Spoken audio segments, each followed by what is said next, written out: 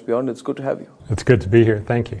So Bjorn, let's go straight to the point. You know what gets you controversial and people don't agree with you always is that you say that the world has made an impossible 169 sustainable development goals. Yes. Now, when you say this is basically you're saying it's flawed, it's all messed up, it's overestimated. You are turning around the very principle of what the fight against climate change is supposed to be about. This is the way the world has looked at it for decades now, for years.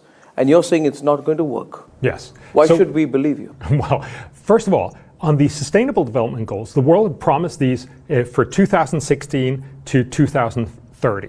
And they promised everything to everyone. They literally promised that we were going to fix malnutrition and we were going to fix poverty, we were going to fix climate change and corruption and war and jobs and education and everything in between. Look, you can't promise this many different things without not achieving anything. If you promise everything to everyone, you're essentially having no priorities. Some of these solutions are incredibly effective. Some of them are not.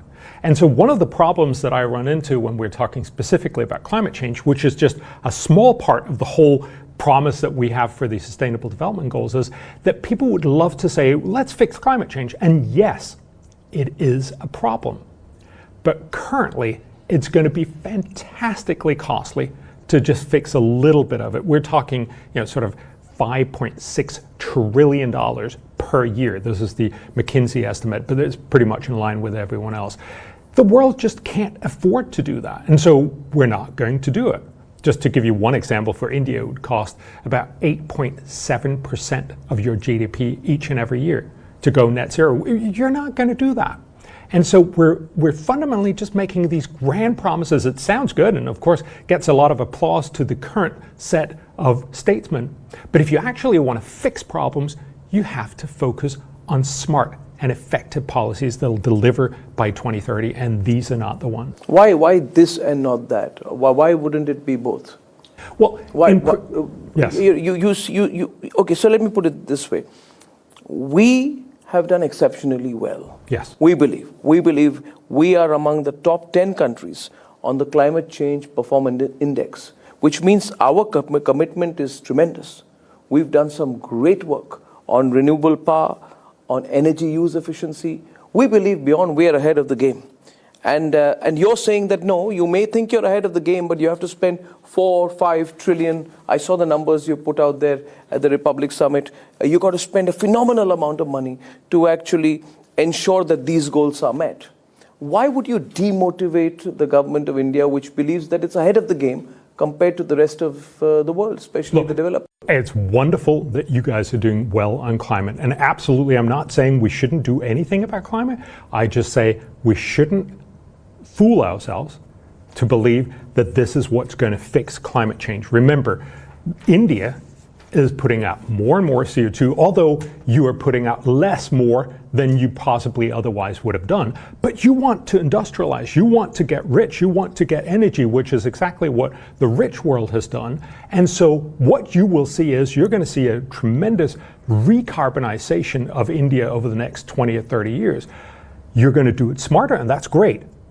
But that's not how you go to the solutions that we promised in the SDGs, which is essentially going to net zero, because that's going to be very different, that's going to be much costlier, and it's going to be much harder. So by all means, are you saying we shouldn't bother if the temperatures of the world were to go up, if we were to be full of greenhouse gases, if the world were to collapse? You're saying it's not India's essential focus right now. So I've got to take exception to the idea of the world is going to collapse. The world is going to have... You don't think so? Well, no. And this is also, if you read the UN Climate Panel reports, they tell us global warming is a problem.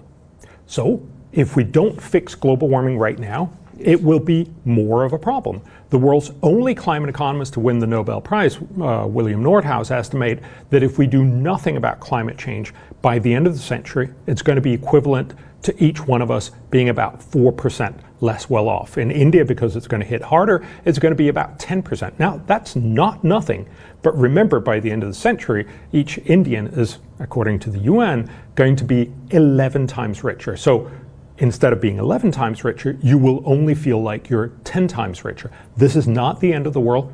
it's a problem.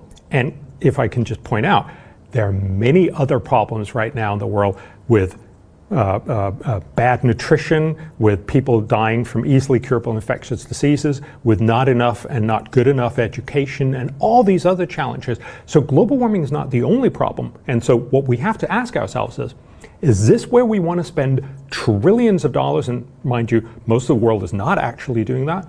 Or do we want to spend billions of dollars, that is, thousands of that, but smartly and effectively and actually address some of the real problems that the world is suffering from right now? If you ask people around the world, and mostly in the global south, what do they care about? They very clearly tell you they care about health, education, jobs, corruption, and nutrition. Those are the top 5 outcomes. When the UN asked them, the very lowest outcome was global warming. Now, I'm not saying that that means we can't do, as you point out, we're a smart species, we can walk and chew gum at the same time. But we need to ask ourselves, is our first priority to spend billions and do incredible good, or is it to spend trillions and make fairly little impact in 100 years? And that's the point I'm trying to make. So you do believe that there's a little bit of hype about climate change. I think that would and be you call this in your famous book, false alarm, which I must admit I haven't read yet. But you say how climate change panic costs us trillions, hurts the poor, and fails to fix the planet's fails to fix the planet.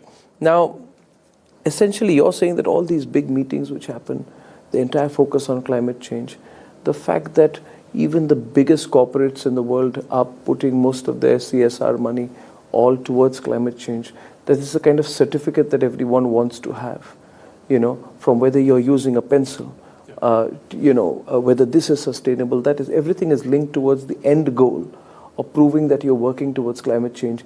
You are saying that it skews us in a particular line of thinking. Yeah, that we are in a sort of a dream state where we believe that is the fundamental goal, because what we are being told is that it's going to lead to a cataclysm and everything else can wait. Yes. You're saying this focus is wrong. That's simply not what the UN Climate Panel is actually telling us. It's the story that we hear from the media all the time, but if you actually look at the indicators, it is not such that the world is hurtling towards the end of its existence. The idea that, as you very rightly point out, the idea that we're being presented is this is the end of the world. And if it is the end of the world, that's the only thing we should be focused on. But in reality, this is, if you'll allow me, a 4% problem. Now, that's not nothing, but there are many other problems. Why does it consume so much media space then? Why does it consume? There has to be some thinking behind it. Some thought behind it, some motivation, or yes. So that's fundamentally because it's great TV. All these catastrophes, great TV. Not great business. Fundamentally, and probably also for public TV. Look, if you look at the last 30 years of U.S., everybody. So the FBI studies all show that crime, let's take away the last couple of years because crime has probably gone up, but crime has basically dropped by half in the US over the last 30 years. Yet if you ask every American, they all think crime has gotten worse. Why? Because you've gotten more and more TV that's constantly showing you here's a crime and here's a crime and here's a crime. It's not the same thing that there's more crime. That's how you need to look at the statistics. So if you look at the same thing, for instance, on how many people die from climate-related disasters, so that's floods, drought, storms, wildfires, and extreme temperatures. If we actually have good data for the last 100 years, it is not such that there are more and more people dying from these climate-related disasters. Even in India, it's dramatically going down. It used to be, for the world, about 500,000 people dying from these catastrophes each and every year in the 1920s. Last decade, in the 2010s, it was 18,000 people, so about 96% less. This is a phenomenal world. Now, remember, this has very little to do with climate. It has everything to do with the fact when you get richer, you're more resilient, you're better able to handle these problems. But what it tells you is when you see the news, when you see the storms, when you see all these things, and you think, oh my God, the world is sort of coming to an end, you're not being told, actually, fewer and fewer people die. If you take the catastrophes, so take the total number. So why the hype? I mean, you're the first person I'm speaking to who gives the view that we have been made to think and believe that the catastrophe is coming and is going to happen in our lifetimes. Beyond, on a very simplistic level, if you see, whenever we saw these science fiction movies about the end of the world, it was earlier a Martian invasion, then it was an asteroid hitting the world. Now it's always a climate catastrophe. You know, an event which happens so quickly that we have no time to react. So yes, that message is again and again repeated through our media. Yes. And very every form of media. But there must be an interest behind it. The Greta Thunberg doesn't appear from nowhere. Well, so there has to be an industry behind this. So Greta Thunberg, I think, is a great example of this. A lot of people hear this media story, as you just told me, every time over and over. And so Greta Thunberg is basically a very honest teenager, I think, who said, I've looked at all this on TV. They constantly tell me this is the end of the world. Why the hell are we not doing much, much more to do that? I totally get that point. That's absolutely right. She's saying she's a victim rather than an evangelist. Well, I think she is certainly a symptom of how we're constantly being told this is the end of the world. But the data does not confirm that. The data tells us that there will be problems with global warming. That's why it's a real problem. But actually right now, so take a new study from The Lancet that came out 2 years ago that tried to look at heat deaths and cold deaths. So heat deaths very clearly will go up as temperature rises. That's a big problem. You hear about it all the time. What you don't hear about is the fact that many more people all across the world die from cold than die from heat. And now as temperatures go up, you would, and not surprisingly, that's also what happens, imagine that there would be fewer cold deaths. Even in climate change activists must hate you. Oh God, they hate this because they hate they must having really this hate pointed you. out that, look, everything in the real world is about pluses and minuses. Yes. Overall, there are going to be more minuses than pluses with global warming. That's why it's a real problem. But only telling you about the negatives and exaggerating the negatives and forgetting the positives doesn't give you a good understanding of the problem. And also, and that's the real issue here, it makes you focus on this as if it was the only challenge we have for the world. And I get it, for rich people whose kids are not going to die from easily curable infectious diseases, who don't suffer from hunger, who go to good schools, yeah, maybe global warming is the sort of remaining thing along with plastic straws and a few other things. And that's good and fine, and I'm happy that there are people worried about that. But we just got to remember that for the vast amount of humanity, and that also includes large parts of India, there are more important issues like getting good schooling, like getting good food, like making sure people don't die from easily curable infectious diseases. So has India got its priorities right? I feel it does, because I don't think we are fixated on global warming. It's one of the areas. Yeah. But we're not fixated on it, because what we are doing in India is raising the aspirations of the people of the country through large investments in infrastructure. We were talking about it beyond the other day. Focus on fundamental health, making health easily accessible. Ensuring that we sort of build our own capabilities in our pharma industry so we don't have overpriced essential drugs which our people are dependent on, improving the quality of education, making education accessible. So I think that what do you think? I mean, we do seem to have, we don't have a sense of misplaced or overplaced priorities on any one area, do we? What's the sense you get? You've been here. And I've got to say, I don't know well enough about India, and I'm not going to pretend that I know exactly what India is doing well and not so well. But the point is, I think the rest of the world is very clearly focusing, and certainly most of the rich world is clearly focusing almost exclusively on climate change to the detriment of all the other problems. And I think this is an incredible opportunity, really, for India as you host the G20, as you have the presidency, to start saying exactly those points. Modi have pointed out that he wants India to be spokespeople for the global South. And I think there's a real opportunity here to say, look, obviously climate change is a problem. Yes. We should also focus on it. But please, let's also remember all the other stuff that matters. Yes, but Dr. Lomborg, you say that we will end up missing achieving our promises of eradicating hunger by a huge margin, despite being at the half-time of having made that promise already. Yes. So you say it's time for a green revolution. I'm saying we've already been through one green revolution in India, and I personally believe our green revolution was a case of misplaced priorities, where we replaced our existing food grains with wheat. We did mass consumption, And now what we are doing is a return to basics with the focus on millets. My question to you, therefore, is that given how studies suggest that 1/3 of all global food production is wasted, don't you think we need to produce more efficient distribution systems, focus on the basics, rather than trying to bring a Western import of agriculture into countries like India?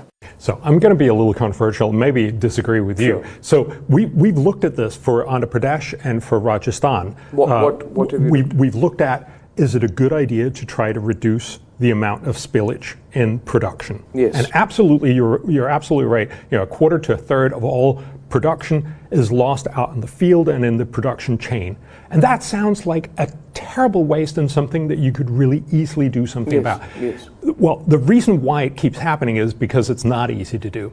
And so I'm an economist. So actually, I'm a pretend economist. I work with a lot of the world's best economists. I'm just a political scientist. That's what they attack you. Yes, I mean, yes. What we're trying to say is there are really effective ways to improve food production, and there are not as effective ways. It turns out that if you want a full, much better production line, you need much better incentives, especially in agriculture. You need to make sure that people don't leave food out on the field. You need to have much better storage chains, which has huge problems and is very costly. It needs a lot of infrastructure. So what we found was you can do this. And you can probably do it to the extent that for every rupee you spend, you will do 2 or 3 rupees of good. That's a good investment, mind you. So absolutely, that would be good to do. But what we try to point out is, if you focus on agricultural research and development, that is essentially have Indian researchers look for Indian solutions for India, and that could be very well millets, or that's a political conversation of what exactly do you want to focus on. But have Indian researchers come up with better seeds that produce more for every hectare. That is an incredibly much more effective way to make sure that you get more food. It will feel wrong because what you're doing is you're simply producing more out there. You're still leaving a quarter of it out there, but that means more food gets in to the consumer in the cities much more effectively. So actually, for every rupee you spend on this policy, you will do 33 rupees of social good.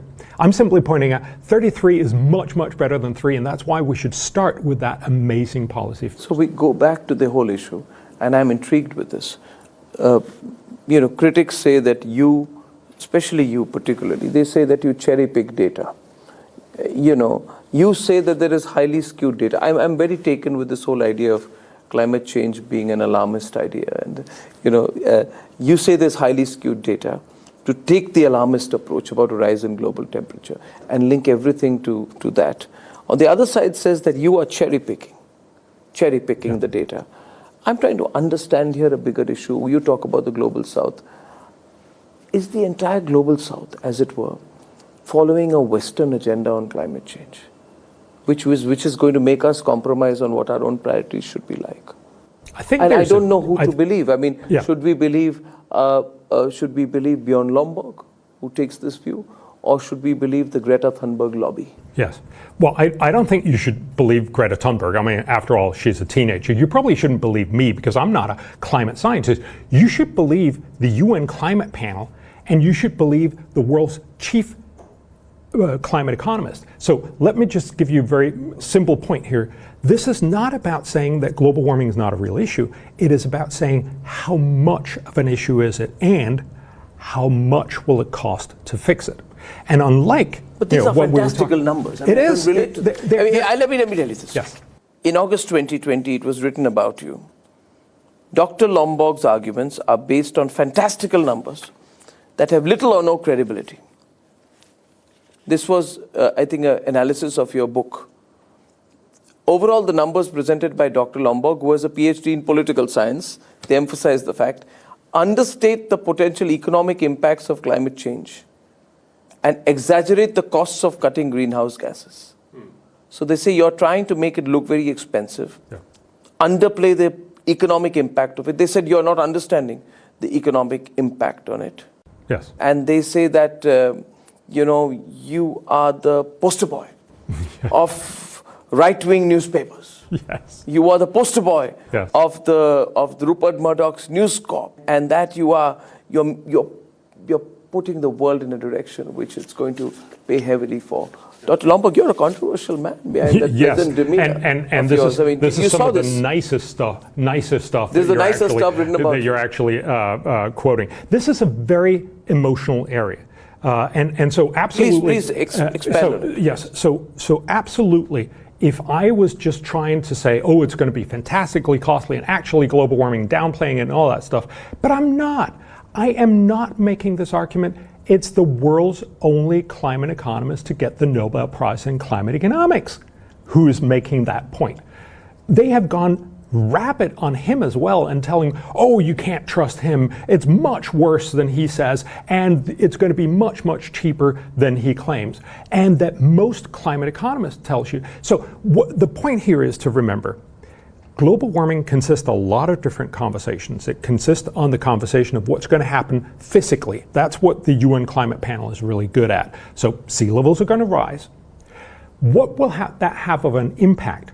Now, a lot of people and a lot of natural scientists will tell you first order is simply, well, if you look at the sea level rise about a meter, that means, there's 187 million people living within a meter of sea level rise. That means 187 million people have to move. That was actually a headline in the New York Times and Washington Post and many other papers. But of course, that's not what happens over the next 80 years. Most, and especially rich countries, and India will be rich by then, they build dikes. We know how to do that. That's what Holland has done.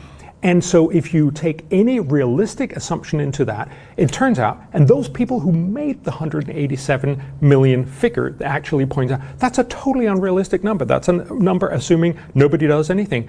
If we assume reasonable adaptation, it will be in the order of 15,000 people. That is a tremendously much smaller number. And that's why you hear one of these scare stories. The other part, of course, is what's the economics of this? How much will it cost if we don't do anything? But also, how much will it cost if we do something? There are costs to both of these. And the guy who wrote that, he's a particular nemesis. And we should also just point out, he's not a climate economist. He didn't even get his PhD in geophysics. But hey, but whatever. He points out that it's incredibly cheap to do climate policy. Well, I think if we look around the world, that has been thoroughly disproven. It is incredibly expensive in most places, and we keep spending more and more trillions on trying to prove how cheap it is. On the other hand, he also tells us it is going to be incredibly damaging. But if you look at the current estimates, so we have good data from 1990 to 2022, how much is all the climate-related damage for the world? It's actually slightly trending downwards in percent of GDP, not upwards. And that's because whatever climate damage is out there is vastly overwhelmed by the fact that as the world gets richer and smarter, we simply get more resilient and better at handling. Now, this does not, again, mean that there's no problem, but it means that this scare stories that we constantly hear that only goes one way, it only ever tells you that here's a fire. And it's not surprising. I mean, if you think about Republic TV, you will go out when there's a fire. I'm reporting here from a fire. You will never be, I'm reporting here from no fire. Did you know that over the last 22 years, so from 1900 till today, the world is burning less and less, although you hear more and more about it. It's a well-known fact. Science and nature have written about it because we have satellites that circle the planet all the time for the last 25 years. The amount of area that is burning in the world has gone down dramatically. Again, this has very little to do with climate. It has everything to do with the fact that when there's people, they want to protect their fields, they want to protect their houses, and so they make preventive measures to have less burning. So when you hear about these stories that there's more and more burning, it's true some places, and some of the places are because we've had bad forest management for 20 years, 100 years. But fundamentally, the world is actually not burning more and more, although that's what you hear. The world is very, very clearly burning less and less. And this is not even controversial, except for when I say it, because it doesn't deliver the right message.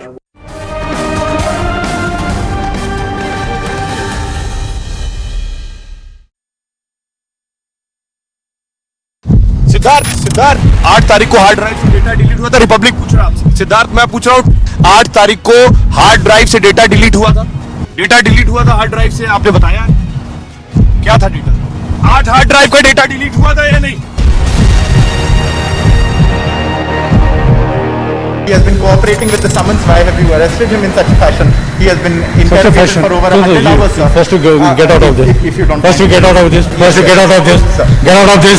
First to get out of this. Over 100 hours. First to get out of this. First to get out of this. He has cooperated. Get out of this. He has cooperated. Get out of this. He Get out has of been this. cooperating, sir. Get out of I am this. merely asking you. He has been cooperating. Get out I'm of sorry. We are also cooperating. We are also cooperating. Yeah, please cooperate.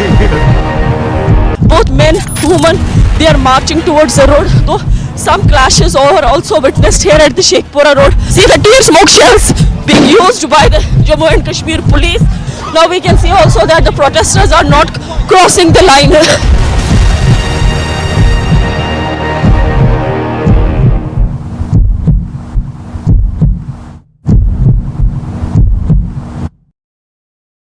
Siddharth 8 तारीख को hard drive से data delete हुआ था। Republic पूछ रहा है आपसे। सिद्धार्थ मैं पूछ रहा हूँ 8 तारीख को हार्ड ड्राइव से डेटा डिलीट हुआ था। डेटा डिलीट हुआ था हार्ड ड्राइव से, आपने बताया है। क्या था डेटा? 8 हार्ड ड्राइव का डेटा डिलीट हुआ था या नहीं? यहाँ पर लिखा गया है स्टैंड। इसी जगह से सचिन वाजे को बोला गया था खड़े रहने के लिए। That is Christian Michelle. First visuals on your scene. Christian, would you want to speak? Christian, have you turned down the Gruak? Christian, would you give facts to India?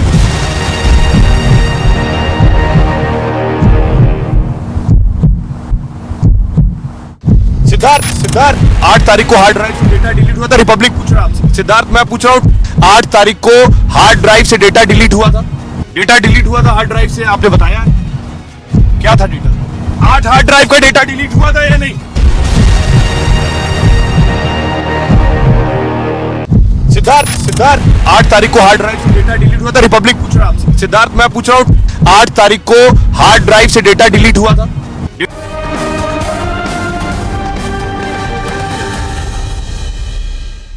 You know, I've always believed behind these sort of human rights activists, there's a corporate agenda. This is one of my views, Bjorn, that these people don't work from a pure altruistic place. They work. They have agendas. They have their motivations, and then they disguise them in many ways. If I go deeper, I don't believe that everything that started with that Al Gore film till now is accidental or driven by the need to change the world. Very often, you know, humanitarian agendas are at the forefront of, for example, global wars. You know, we say we want to change the world, we want to change the Middle East, but what we really are after is the oil. Similarly, the same lobbies that push those humanitarian quote-unquote agendas are also pushing the same ecological and environmental agendas. They're one set. So what are they going after here? Because when I'm hearing you, I'm only thinking, okay, so it's easy to call Bjorn Lomborg a child of you know, the right-wing media, and to sort of paint him into a corner. That's what they do. But I'm also thinking from my country's perspective, that are we getting caught in a limbo? We are the voice of the global South. Exactly. Maybe we should be talking about whether there is unfair pressure on the global South, and you know, are we picking up someone else's garbage? To put it very, very simply. So, two questions to you. One, you must have thought about this deeply. Are there other agendas, business agendas, corporate agendas behind this? You know, Bjorn, let me take it away to you. I'll just give a longer example of this. Once there was a huge sort of a protest outside a nuclear power plant in South India, a Kodankolam power plant. And it was called an environmental agenda. We'd done an investigation on it on Republic, and when we found out it's because the country where the reactor came from was diametrically a competitor to the country that was trying to sell the reactor. Right. So the environmental agenda just played somewhere in between. So again, two questions to you. One, agenda, and you can expand on this as much as you want. Second, are we being caught in a limbo? India as well as the global South. So on the first one, I tend to be a little more forgiving and maybe just naive. I've met with a lot of these guys, Al Gore and many others. My sense is that they're really driven by fundamentally wanting to do good. I'm glad that we have an Al Gore. What I don't like is that we only listen to Al Gore and that we don't have an Al Gore for poverty and we don't have an Al Gore for bad education or for bad nutrition and all the other global problems. He sort of gets all the attention because there's none others. With that said, of course there is a corporate agenda behind it. There's a corporate agenda for pretty much everything. So, back in 2009, when we had the Global Climate Summit in Copenhagen, back when in 2009 we were going to solve the whole issue, Vestas, which is a Danish wind turbine company, they had on all metro stations, they had, please make a strong climate deal. Which of course is also in their own interest, right? I mean, that they know that means we're going to buy a lot of their stuff. Look, there's nothing wrong with that. Wind turbine companies will try to sell wind turbines. That's fine. Yes. So again, I think it's not very helpful to try and talk about, oh, we're being misled by this, that, and the other. We need to take the responsibility to say we're not just going to listen to Al Gore and Greta Thunberg. We're also going to listen to what the UN Climate Panel, the only climate economist to win the Nobel Prize, and many others, including hopefully me, to talk about what should we do. That goes to the second question that you talked about, which is, are we caught in a limbo? Is India essentially sort of taking over an agenda from the rest of the world and from the rich world? I don't know the answer to that, but I hope that you won't. Because in reality, you should, exactly as you pointed out, speak for the global South and say, what is it they want? When the UN asked 10 million people across the world, what do you want our priorities to be? As I started out the program with, they want to focus on health, education, jobs, corruption, and nutrition. Those are the top 5 things. They put climate at the very bottom. Now, of course, if you scare people sufficiently, you can get it sort of further up, but it doesn't mean it's the top priority. And India, in some ways, should say, we want to be the defenders of these things that actually matter for the global South. I would think that would be really a good move for India. But of course, and that we then come back to saying what we just talked about with the getting efficient agriculture versus, for instance, making the losses in the agricultural sector smaller. When you then start talking about, so what should we do about all these problems? There are, again, good and less efficient solutions. And that's what I actually work on. So I work on climate, but much of my work is also to say, okay, once we start being slightly as panicked on climate change and start opening up to talking about all these other issues, here are some of the very best things we could do for the world if we actually want to focus not trillions, but billions to do good. Well, I find it also, I mean, I've always felt here that the West has an agenda to sort of control the rest of the world.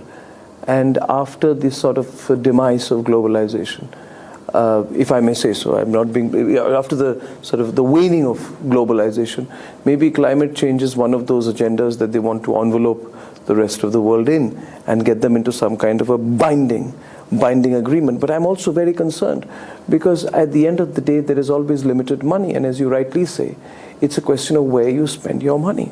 And for a country with the opportunities, resources, but also challenges of India, I think you're very right. We should be focused towards solving our long-standing issues, fighting and ending poverty, which we are doing very well.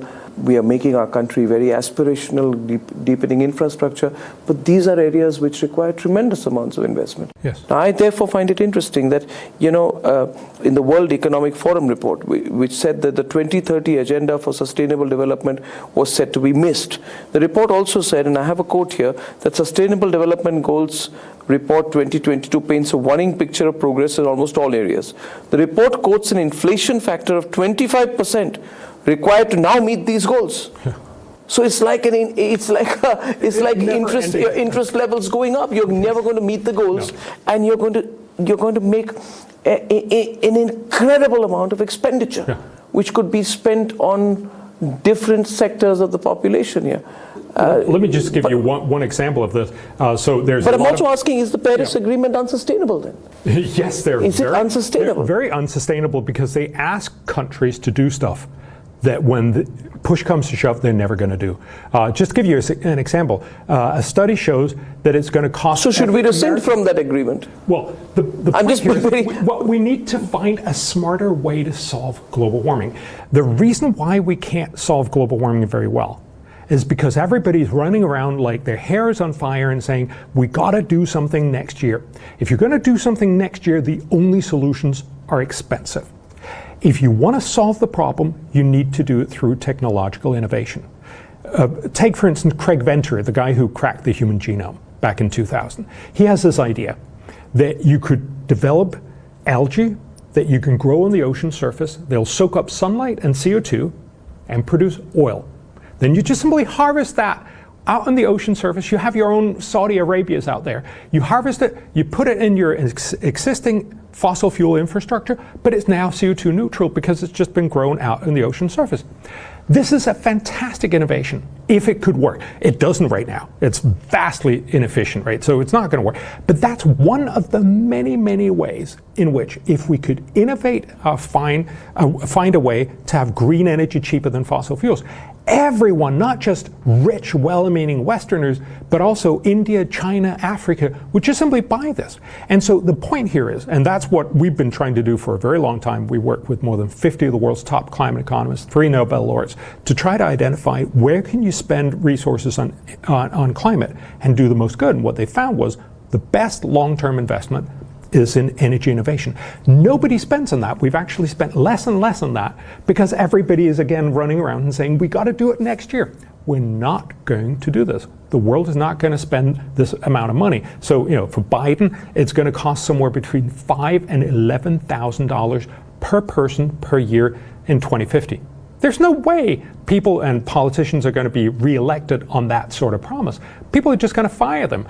And imagine spending 8.7%, and this is in a best case scenario, of India's GDP every year on going So what would you tell the government? You should say. What would you tell the government? What would you tell our government right now, central government? Since you seem to say that the fundamentals behind climate activism are very short-sighted. Yes. Since you are clearly saying that the Paris Agreement is unsustainable, since you are saying, and it was your word, that the Paris Agreement is the most expensive pact in human history. Yeah. And it's and since you're already a hated figure among those lobbies, let's go all the way. What will you say to the government of India would be an alternative view that we can take without being unpopular? Because you see, India is also, on climate change, seen to be one of the leading lights in the world. And we have admirably achieved our targets. So we would have the weight to carry with us if we were to change the direction a bit. Yes. India would probably be the country that would have the most influence, I guess. Yeah, and look, India could help both fix climate change and fix all the other problems in the world. So one is to say, instead of making these trillion-dollar promises that nobody's going to do in climate, let's make billion-dollar promises on investing in green energy, research and development. Fundamentally, you're only going to solve this if you get the technology that'll make it cheaper to solve it. If solar and wind was cheaper than fossil fuels, it is technically right now, but not when the sun is not shining or the wind is not blowing. But you said it's economically unsustainable. It's unsustainable right now, which of course is why the rich countries have to pay so much in order to do a little bit of feel-good policy. So that's the way to fix climate. But opening up that space, so saying instead of us spending trillions of dollars, right now the world is spending $1.1 trillion, but everybody's saying we need to go up to $5 or $6 trillion, which is just unaffordable in any climate, but certainly in this one especially.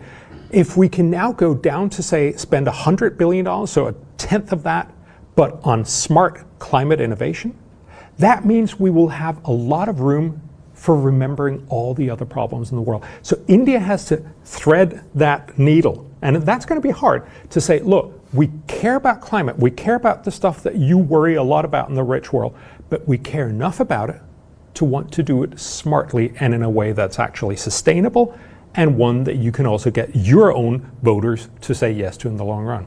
And happily that means we can then also start worrying about all the other challenges. The fact that there are still 1.4 million people dying from tuberculosis.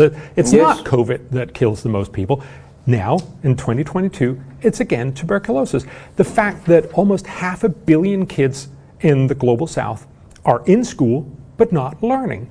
The fact that we have too much malnutrition, that we don't have enough dealing with, for instance, chronic disease. There's lots and lots of people, especially in the global south, that die from chronic disease like increased heart pressure, that we know how to fix very, very cheaply. So what we're trying to say is, if we stop having this very, very uniform only climate change conversation, but start saying, let's do this smartly, but also recognize it's just one of many problems, that opens up the conversation to all the other issues. But that can't be the case, because if that were to be the case, if it was not to be an alarm over COVID, then how would the pharma companies make money? And you've seen those, I don't know if you saw that interview where there was a chase by, I think it was an Australian digital news site, which ran behind, I think it was the president or CEO of Moderna, asking him about whether they were experimenting at the cost of human lives. And there was a hype over COVID. And at the Republic Summit itself, the Prime Minister said that there was a lot of pushback on our Prime Minister when he went in for an indigenous vaccine. So I don't know, but I do believe there are very many global corporate interests involved in this.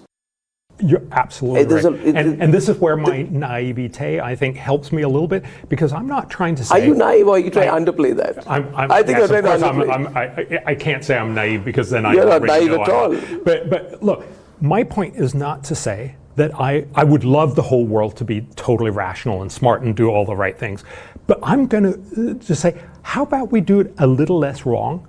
How about we move it from being incredibly wrong to slightly less wrong? That would be an amazing achievement. That's what India's G20 ambition should be, right? Imagine if we can make the world slightly less alarmist on climate change, slightly more smart on climate change, and open up slightly more the conversation to all these other challenges. The amazing thing, and I just want to point that out, because that's what my new book is all about, right? It's about talking about the amazing things that the world could do if we focused on the smartest solutions in the world. So if we focused on things like better education, as we talked about, on tuberculosis, on malaria, on chronic diseases, and maternal and newborn health, and all these other things. We have 12 different things. If we spent money there, and we're not talking trillions, we're talking $35 billion. In most connections, that's almost couch change in the global economy, right? $35 billion, you know what that could do? It could save 4.2 million lives each and every year. That's about 10% of global death in the global south. That's amazing. And it would make the global south $1.1 trillion richer each and every year. This would be one of the most fantastic things we can do. We don't focus on that because everybody's running around and talking about climate change. If we talk a little smarter about climate change, fix that through innovation, which is much cheaper, but it's not going to fix it next year, then we can also open up to talking about all these other issues. So the entire climate change debate so far is very centered on one perspective, isn't it? We have an opportunity here. I mean, this coming September, there's an SDG summit in the UN headquarters in New York. In the last high-level political forum on SDGs, which happened last year, the agenda was accelerated progress towards sustainable development goals. So they're not giving up. Oh, God. They're saying we need to spend more, we need to do more, we've messed up. Okay, India is doing better, but by that definition, it would imply the least worst. Yes. Right? But they're saying we need to recommit ourselves to those goals, so they're not letting go here. So Guterres, the UN Secretary General, has just come out and said we need a $500 billion pact on pushing the SDGs. Who's going to pay for it? I know, exactly. That's the point. Nobody's going to be able to pay for it. And in a time of global recession, who's going to pay for it all the more? And again, let's just remember, that's about 1/20th of what is actually needed. So he's basically saying, look, can we raise a totally incredible and impossible amount, which is actually not going to cover very much of it, but let's try to throw in some more money in It's a scam, isn't it? I mean, at the end of the day, is it becoming I don't think it's a scam. I think these people literally think the best world that we could possibly imagine is we do all the stuff we promised. We fix hunger, we fix poverty, we fix global warming, we fix corruption. Oh, and we also get organic apples to everyone and all the other things that are in these 169 promises. And that's going to cost somewhere between $10 and $15 trillion extra per year. Now, nobody's going to come up with that, but they're simply thinking, get more money is better. And I get that point. But a much better approach is to say, why don't we start with the smartest stuff first? Instead of promising everything to everyone, why don't we do the really smart policies? So that's what we're saying, for instance, in education. In education right now, we have about 500 million kids in primary school all across the global south. They're not learning anything. So they're literally, many of them have virtually no clue what's going on. One simple way, and India has actually been leading the world in this, is to have what's called learning at the right level. So if you're in 6th grade, but you actually only know 3rd grade level, you're stuck. You have no idea what's going on, and your teacher's just far ahead of you. If you put this kid in front of, say, a tablet 1 hour a day, tablet with educational software that will very quickly figure, oh, you're at 3rd grade level. I'm going to teach you at 3rd and a half grade level, start getting you a little bit ahead for about $30 per pupil per year. We're not giving away the tablet to this kid. We're just using it 1 hour a day. That kid can learn 3 years of schooling in 1 year. That'll generate so much extra income when he or she becomes adult and becomes more productive in adult lives. It's basically going to deliver 65 rupees for every rupee spent. I heard That's you a say fantastic investment. And so we have lots of those things. Why don't we do that first? Well, I think because we've been brainwashed, perhaps. How easy is it to be a contrarian? How easy is it for you personally? I wanted to be a contrarian in an area of climate change, and I'm just trying to think of how easy it would be for anybody to be a contrarian in any other part without being typecast. You see, from both a philosophical and a real perspective, the moment you have a contrary view, you are put into brackets and buckets. Yeah. How easy is it for you, Bjorn, to be a contrarian? How easy has it been? Do you give up sometimes?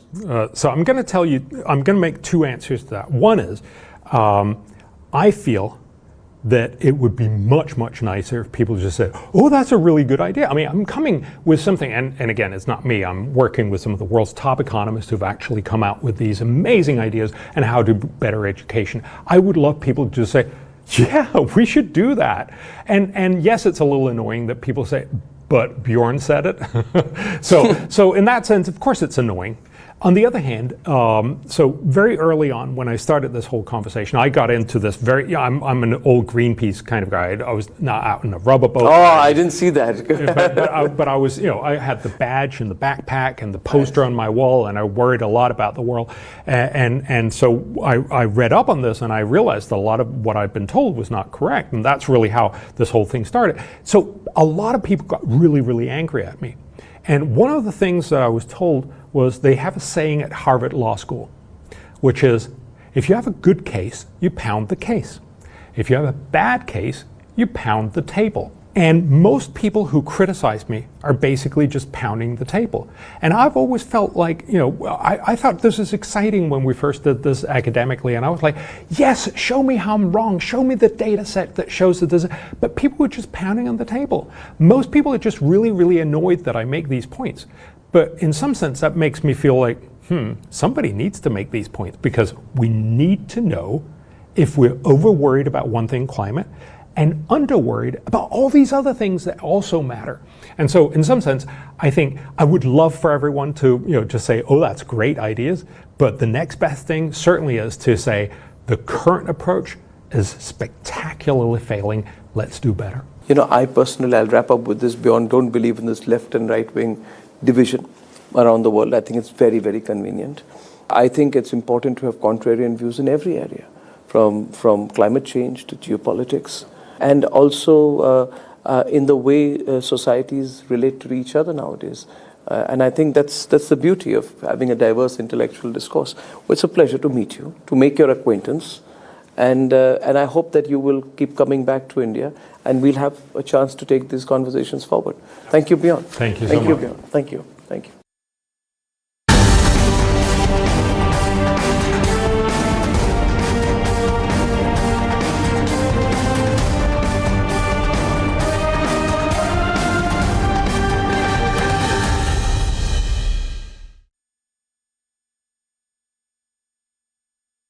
पर लिखा गया